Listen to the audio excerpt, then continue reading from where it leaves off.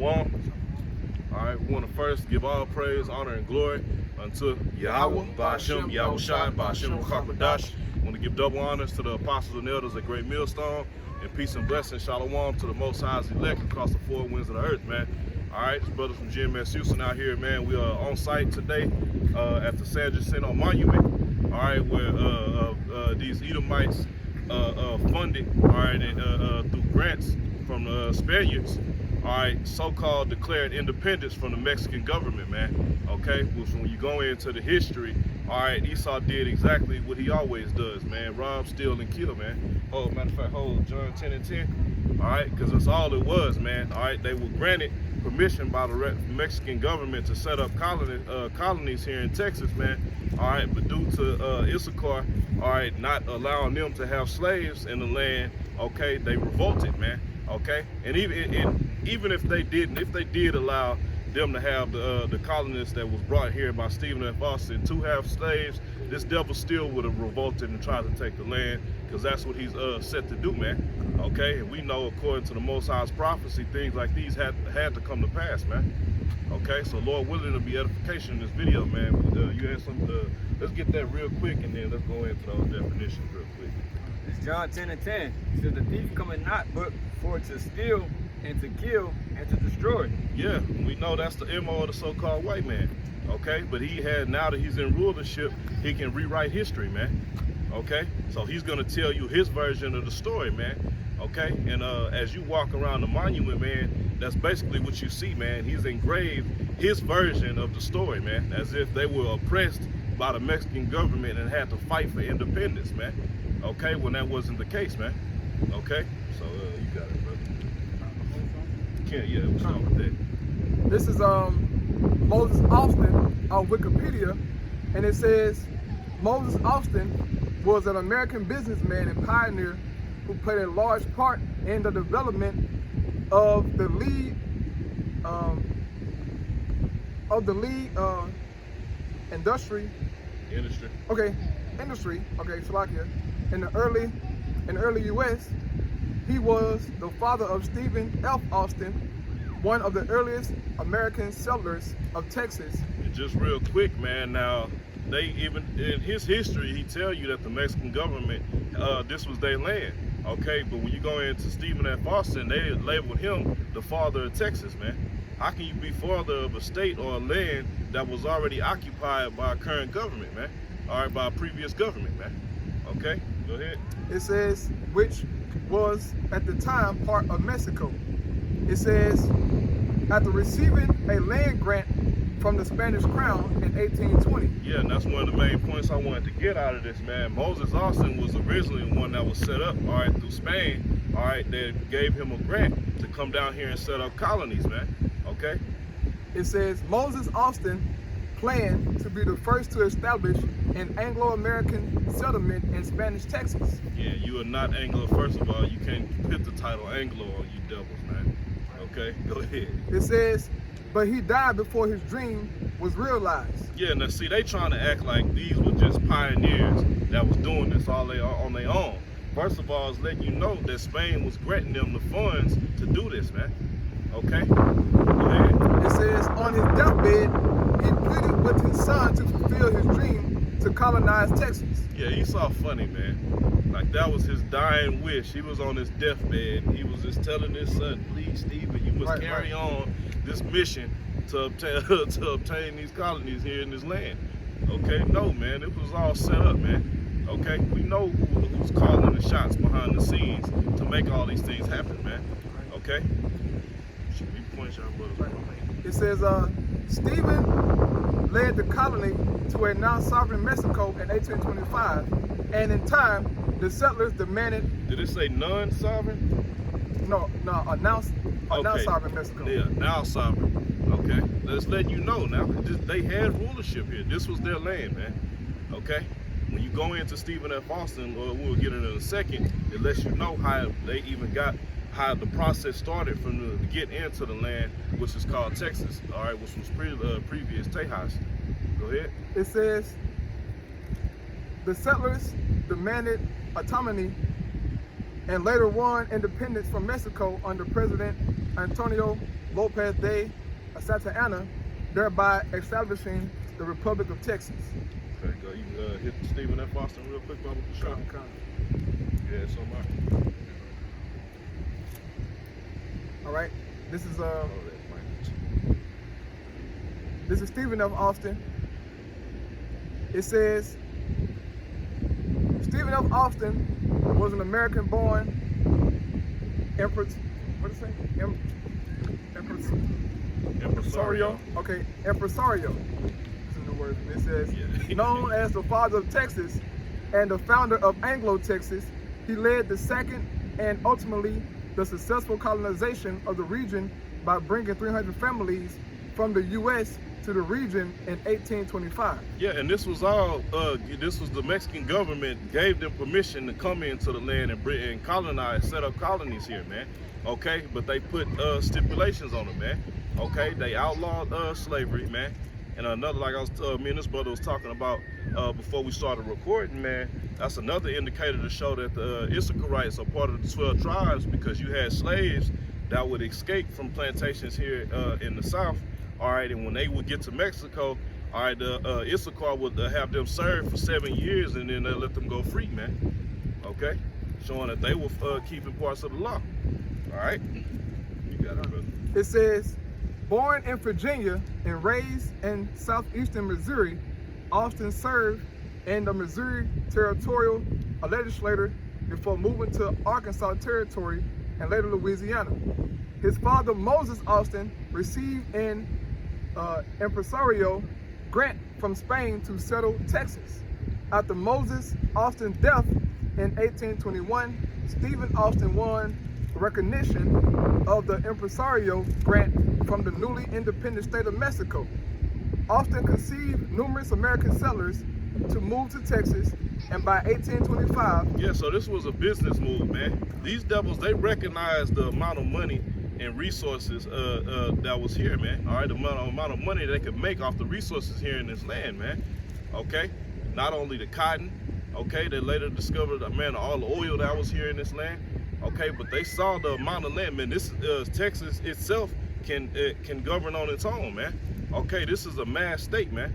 Okay, it takes longer from you to get to the eastern border of Texas to the western border of Texas than it takes from you to get to the El Paso to California, man. That's how vast this land is, man. All right, so these devils knew they had to capitalize and take this land, man. Okay, now like I was saying a second ago, man, it don't matter what the Mexican government, what regulations they would have had in place. Right. This devil would have eventually still tried to take this land, man. Okay, because that's what's in them, bro. You got that Micah? Come on, you can start with that, brother, and then we're gonna pick back up. Yeah, start from 2. It's Micah 2 and Matter 2. of fact, start at 1. It's Micah 2 and 1. It says, woe to them that devise iniquity and work evil upon their beds. When the morning is light, they practice it because it is in the power of their hand. And just real quick, we want that to come out, man, through the Spirit, because we know that none of these, Stephen F. Austin, his father Moses Austin, none of them was acting on their own accord, man. They was set up to do the things that they was doing, man. Okay? All right, and we know who's behind this, man. The elites are behind all this shit, man. Right. Okay? Go ahead. Because that's what Spain was getting their money from. Ultimately, that's it. It was from those Rothschild devils, man. That was funding those different so-called monarchs to thrive and do what they did, but they were the shadow government behind it all. And they have done that with Spain, Portugal, England, all those different so-called European countries that was going around colonizing everything. It was all by the plans of the elites, man, because they wanted ultimately to have a global control, as they have today, right now, you know. It says, and they covered, verse 2, and they covered fields and take them by violence. And that's what they did here, man. Right. Okay. And we're not going this, Lord willing, this will be the first part to a series, all right, going into this Texas history, man, because there's a lot of history to go into, man. All right, that's why we're highlighting this specific location today, all right, dealing with the last battle, all right, of them doing what the scriptures are saying, man. They coveted this land and took it by violence, man. Okay, all right. They had agreements with the Mexican government, and they revolted against and broke the agreements. Okay. It says, and they covered fields to take them by violence, and houses and take them away. So they oppressed a man and his house, even a man and his heritage. Hey, and look at the so-called Mexicans today, man. Are they not oppressed? All right, you got them threatening to build a wall to keep them out of here. All right, label them as aliens in this land, man. Okay, and they have oppressed the hell out of the heritage because if you walk around here, you're gonna see a bunch of Issacharites praising this site, man. All right, and this is the site, the last site of where they stole this land from your ancestors, man. Okay, but they're taking pictures, they celebrating, doing the Rocky jump at the top of the stairs and shit, man. Okay, all right. Right, just like you said that they allowed them to come over here. Really, that was the first mistake because like the scripture say they the border of wickedness, so wherever they go, wickedness follows. So Right. Also, the scriptures say, "Never trust thine enemy." that's what I got right here. With our people is, they got compassion. Yeah. So they was dealing with Esau, but the whole time, in the back of Esau's mind, he was planning to take over this land. And then eventually, that's exactly what he did. This is Sirach 12:10. Never trust thy enemy, for like as iron rusted, so is his wickedness. Though he humble himself and go crouching, yet take good heed and beware of him. And thou shalt be unto him as thou hast wiped a looking glass, and thou shalt know that his rust had not been altogether wiped away. That's the point. Set him not by thee, lest when he had overthrown thee, he stand up in thy place.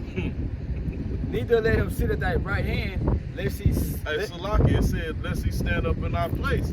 Now, when you go around here, they have engraved on the base of this obelisk the so-called history of their version of the story, man. Okay, and they're labeling themselves the Texans in the midst of the first battles when they took over San Antonio.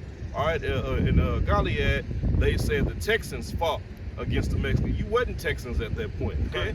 You're standing in this place. Why? Because you conquered them. Because, all right, it was what the scripture is saying right here, man. All right, Issachar, all right, being simple, all right, trusted this devil, man. Okay, and he show you, man. Same thing with Gad, with the tribe of Gad, man. Okay. It says, set him not by thee, lest we had overthrown thee, he stand up in thy place. Neither let him sit at thy right hand, lest he seek to take thy seat. And thou at the last remember my words and be pricked therewith. So like Esau, he deceitful. He's a serpent. The scriptures call him a serpent. You see, and them allowing him to come over here was a mistake because his blessing was the sword. So hey, getting into it with him, it wasn't gonna end well for you anyway. You see depictions of these battles, man, and it was larger than these depictions we see on TV and the little history channels, man. Okay, because the Mexican government, that wasn't an army, that wasn't no small brigade of soldiers, man. All right, that was a large army, man. Okay, so they was getting major funded from the elites through Spain, all right, to be able to have an army to even come against the Mexican government, man. All right, just to do what? To steal this land, man. Come in, like, whoa, let's make an agreement. We looking to colonize, okay? All along, they got different plans here, man. Okay. Just that was it. Michael, let's get this, and then we'll hold it. Okay. All right. It says, Austin convinced numerous American settlers to move to Texas, and by 1825. Hey, real quick, and that's one of the things too, man. All right, dealing with these devils. When you go into the history of Stephen F. Austin, he was very charismatic. Like, he was a great speaker, man. Okay, so he was able to talk a lot of people in so-called Americans. All right, them, you the true aliens, you the true immigrants, man. Okay, talked a lot of them into coming out there. If I'm correct, it was up to 300 families that came down here to set up colonies here in Texas. You got it, bro. It says, throughout the 1820s, Austin sought to maintain good relations with the Mexican government, and he helped suppress the Ferdinand rebellion. It says, He also helped ensure the introduction of slavery into Texas despite the attempts of the Mexican government to ban the institution. And that's the main reason why the rebellion started, man. Okay, they first of all, you think these devils gonna set up colonies and then work on the fields themselves? Right. No, they wanted to set up colonies, all right, in the same fashion of plantations, man, and get niggas on there to do the work, man. Okay, this devil's not gonna set up nothing. It's like even today, man, when you go in these plants and these warehouses and shit, man. All right, you're gonna have these Edomites that's running the whole plant, and then you got majority of Jake in there operating everything, man, keeping the gears rolling, so to speak, man. It says he led the initial actions against the Karankawa people in this area, which like and it was a lot. Yeah, go ahead, brother. Now I want to say, you know what's funny, man? It's a park, all right, on the southwest side of Houston. They talk about these people. These people are so-called local indigenous people of the area, man, that was occupying this land in which Esau destroyed those people, man. And now there are no so-called signs of those people, but they are here today, you know. Y'all just call them Mexicans, and you know, and so-called other names, man. But these people had this land, and now y'all telling the so-called Mexicans that they can't come over here. Yeah. Y'all raping the kids. Y'all giving them, all right, no true medicine or care. Y'all got them down there inside of so-called camps, just sitting there for years, man. Being damn devils, but yeah, you know, so-called Christians, so-called God-fearing people, man. Yeah, these was all so-called Christians that did this, man. Right. It says, as Texas settlers became increasingly dissatisfied with the Mexican government, Austin advocated a consolation. They couldn't be the height of devil they wanted to be, man. Right. All right. They say, man, in order for us to establish what we trying to do, all right, we have to take this over, man. They try to reword everything in these on Wikipedia and stuff, man. But when you get in, you go into a lot of history. They call it the Texas Deception. Okay, they don't call it the Texas Independence Deception. All right, they go in, man. It really goes in. All right, you find a lot of conspiracies and different things like that, but it lets you know the truth of what they was gunning for, man. Okay, which was to dominate and take this land, man. It says, Austin advocated consolation, but the dissent against Mexico escalated into the Texas Revolution. Austin led Texas forces at the successful siege of Bexar before serving as a commissioner to the U.S. It says, just real quick, man. Outside of Houston, all right, you have Stephen F. Austin, which they labeled as the father of Texas. You have a huge statue of him down outside of South Houston, okay, past Pearland area. All right, and Sam Houston was another general that was part of stealing this land. They have a major statue of him right outside of Houston in Huntsville, Texas. Okay, they're commemorating the history of their wicked forefathers that took this land, man. Okay, they take great pride, man. Growing up here in Texas, man, they pump this history down and they uplift these men as great heroes, man. All right, you'll come up as a kid thinking the Mexican government had to have been evil as hell, man. Okay, and these great men had to do what they have to do to get independence, man. It says, Austin led Texas forces at the successful siege of Bexar before serving as a commissioner to the U.S. Austin ran in the 1836 Texas presidential election, but was defeated by Sam Houston, who entered the race just 2 weeks before the election. Houston appointed Austin as Secretary of State before the new republic, and Austin held that position until his death in December 1836. Yeah, and the scriptures tell you what, man, that they named the lands after themselves, man. We are in Houston, man, named after Sam Houston, man. The capital of Texas is what? Austin, Texas, named after Stephen F. Austin, man. All right, all these they throw this history in your face, man, with pride, man. Okay, and we go throughout, man, growing up, we claiming, oh, I'm from Houston, I'm from H-Town, all this bullshit. You claiming the name of a devil that helped oppress and steal the land of your brethren, man. Right. like Issachar got tattoos. Yeah, he was stoned. That's what Right, they right, call right. it. Looking simple as hell, man. And I had a so-called Mexican at my job. You know, I asked him about the Battle of Alamo, and he said, "Yeah, man." This is so-called Mexican saying that. He said, "Yeah, man. The Mexican tried to come in and take our land." This a Mexican saying this, bro. Saying that Mexicans would try to come in and take the land from the so-called white man, but he was siding with Esau. Show you how destroyed this nigga was, man. He was defending Esau coming to, you know, so-called Texas and getting their independence from the so-called Mexican government. Because he was raised in America, so he has a somewhat conflict with his own country, man. That's a lost soul. And guess what? You got so-called blacks like that as well, who side with Esau with slavery, man, like Thomas Sotomayor. That's a cool, you know? It says numerous places and institutions are named in his honor. Right. Jumped the gun. Right. Including the capital of Texas, Austin County, Austin Bayou, Stephen F. Austin State University, Austin College, and numerous public schools. You can bring that up, man. Get that Isaiah. It's Psalms 49 and 11. Their inward thought is that their houses shall continue forever, and their dwelling places to all generations. They call the land. Just real quick, that's why they erect these type of monuments, man. Okay, so the generations that follow, they can commemorate them that did these things, man. All right, let me leave this statue, all right, to show I was the one that laid the forefront for my generations to come, man. Okay. And they can keep it proud too. You can. It says, the inward thought is that their houses shall continue forever, and their dwelling places to all generations. They call their lands after their own names. Hey, the scripture said better than us, man. Okay. You got that Isaiah?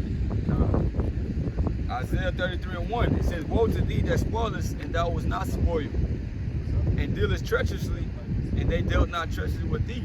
Yeah, and that's what happened, man. Okay. Starting off with Gad, and then the same thing happened here in this land, man. All right, with the so-called Mexicans, man, which is the tribe of Issachar, man.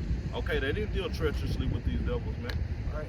Okay, they allowed them to come in this land so they can get a piece of it. They were trying to give them a piece of the pie, being simple as hell, man, trusting in your oppression, man. All right, but the Most High put that spirit on them, so these things could come to pass, man. Okay. Exactly. And y'all should have learned from allowing Cortez to come into the land. Cortez and those Spaniards showed you what it was about, man. And y'all still trusted this devil.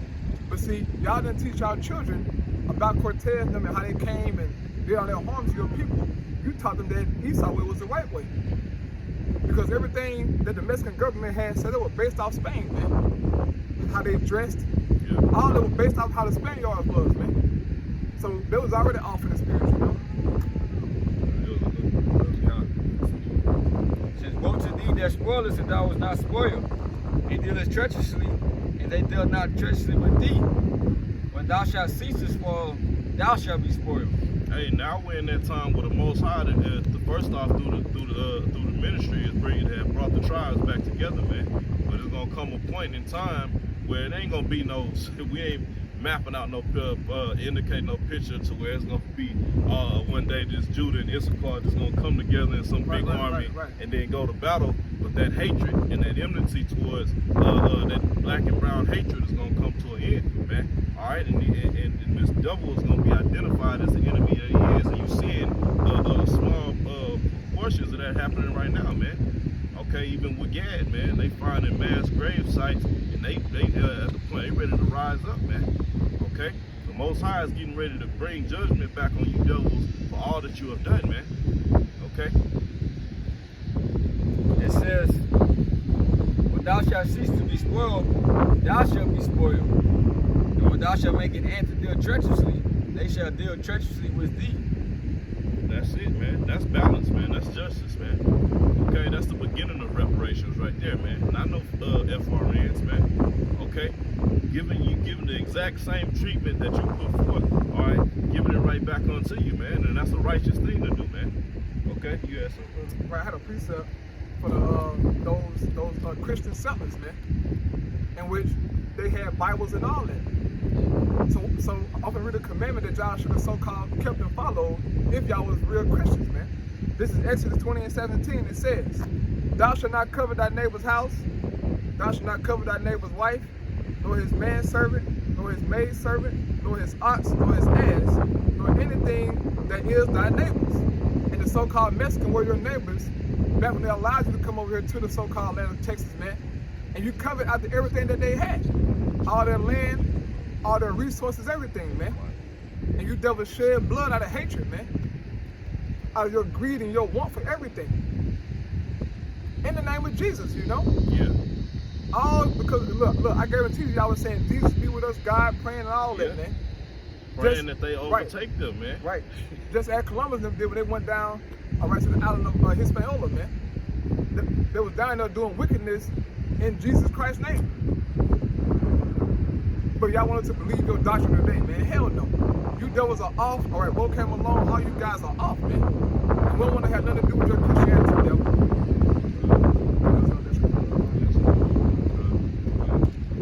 2 Thessalonians 1:6, seeing is a righteous thing with the Most High to recompense tribulation to them that trouble you. So the trials gonna get their revenge back on Esau. It ain't over with. Like everything ain't just gonna die down and Esau just gonna live like forever, just taking over shit. Nah, the trials gonna get their revenge. So see, Esau getting paid back. Right, I got a couple real fast. It's Matthew 7:12. Therefore, all things whatsoever ye would that men should do to you, do ye even so to them. For this is the law and the prophets. So Esau, devil, you did all that killing, all that, rape and robbery, man. Well, guess what? The same thing gonna happen unto you, bro. But it's gonna happen in righteousness. Yeah. Okay? Because in our kingdom, our men, won't be sodomizing your men. Yeah. That's some low shit, man. Or raping your sons. No. Everything we're gonna do is in righteousness. We're gonna put your ass to work. All right? Or beat your backs, put you in harsh conditions, or living environments, all that, man. And you won't have a damn thing in our kingdom, bro. That was it. We'll bring this last scripture up and close on this. Unless you had something. This is Numbers chapter 35 and verse 33. It says, "So ye shall not pollute the land wherein ye are, for blood it defileth the land. And the land cannot be cleansed of the blood that is shed therein, but by the blood of him that shed it," man. So that's the balance that the Most High is getting ready to bring, man. Okay? And he's gonna let his chosen seed partake in that vengeance, man. Okay? Even the wicked amongst our nation are gonna get their hands on these devils, man. Okay? That's the true balance and justice, man. Okay? So all the land, the blood that was shed on here, man, the man that shed that blood, who's behind it, his blood is gonna have to get shed, man. Okay? Shit. That, man, Lord willing, you brothers was edified, man, on the Most High's hopeful elect, man. And as we said, Lord willing, this will be the beginning of a series going into this Texas history, man. Okay, so with that, once again, we want to give all praise, honor, and glory unto Yahweh, Ba'ashem, Yahweh Shai, Ba'ashem, Kakadash. Double honors to the apostles and elders of Great Millstone, and peace and blessings, shalom to the elect.